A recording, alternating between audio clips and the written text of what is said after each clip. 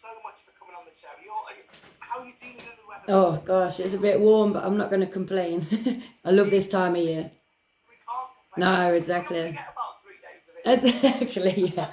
Sunshine is happiness in my world. Oh, that's a good call. Happiness. Right, so in your words, can you describe these guides that I've come across online that you create? So they're an alternative perspective and an alternative approach. So they look different, as you could tell when you saw them. And so vibrant. yeah. The art itself. Have you drawn everything? No, and that's partly one of the reasons that the resources have become possible, because I've been doing advice and guidance for many, many years. But that's actually using a graphic design program called Canva, which is really simple, and I pay to be premium on there, so all of the features are unlocked. And once I kind of find those little animations and the ones that work for my package, they're there and I can just use them. The idea is in going forward that I will get help from some graphic designer friends and kind of create personal images for them. But that's what made it so great, actually, and made the idea possible in the first place. What is it that, I mean, any graphic designers, by the way, you'll get Lindsay's details. Go on there. If you look at it and you think, oh, I could be a bit a part of this, I've got a bit of time, get in touch with Lindsay. I'm sure she'd love to hear from you.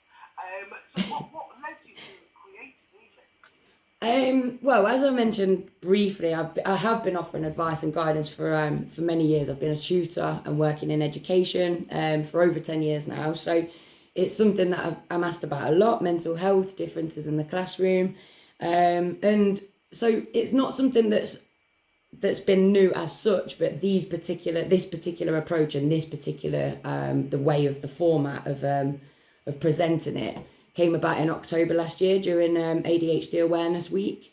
And the first guide that I presented was ADHD Explained. So it all kind of came originally from that idea.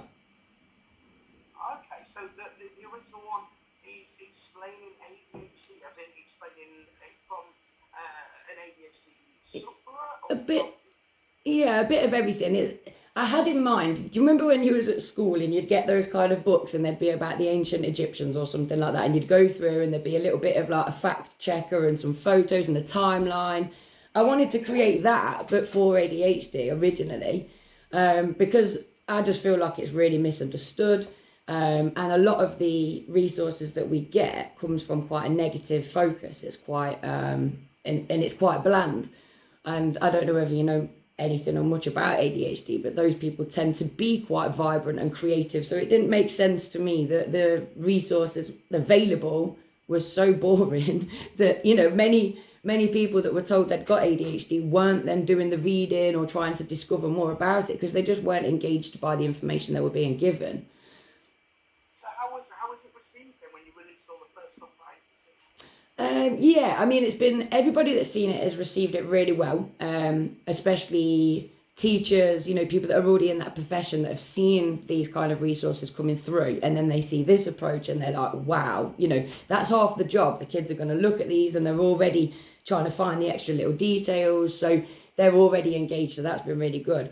The main thing has been really kind of making it aware to everybody that they are there, they're free to use, they can be used by anybody, whether it's an individual with ADHD, a professional working with somebody, or even as a bit of a family discussion, you know, because quite often it's the parents and the adults that feel more at a loss with these diagnoses than the young people themselves. So. And I'm literally looking at the one about the anxiety one. Oh yeah. And you're 100% correct.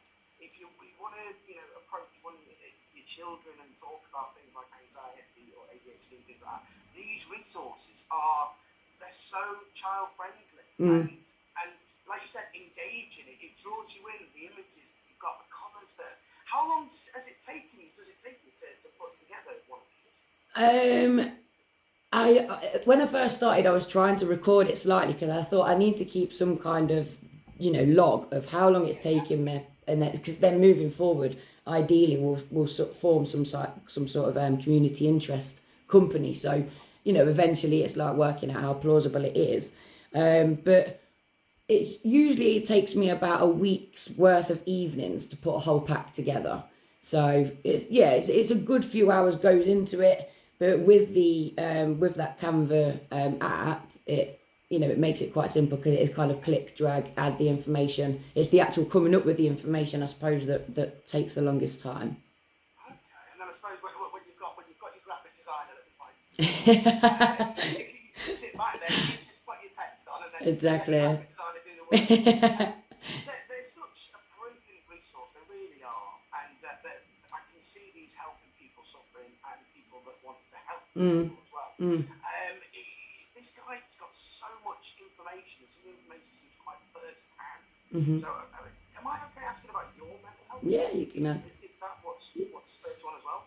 Yeah, kind of. I mean, I feel really lucky actually that although I've had mental health problems and ups and downs and issues, and probably kind of times where I've really struggled for certain reasons, I've always had quite a natural positive outlook. And one of the things with working with other people is I've realised that not everybody has got that natural ability to kind of just, put on a smile and kind of drag yourself through it. So in terms of my experiences, I would say that I've been quite lucky. I've got quite a supportive family. I've got a good friendship circle and things like that. But I certainly noticed when I was doing the training within school and I did the ADHD stuff, and then I started to make connections to my own life and realised, hold on a minute, I'm 35. I don't kind of fit with many other my peer groups, and I started to realise I was quite different. And then on reflection, I realised actually there has been times when I've perhaps reacted in quite unusual ways to certain things, and I haven't had that type of support. I've never realised that perhaps I was different, or perhaps that I was wired with this label that they say ADHD kind of thing. But that all of that together really got me thinking that how can we make sure that this doesn't happen in future? How can we get right to the crux of it, right to the young people? But like I said before, I think that does start with educating the adults as well.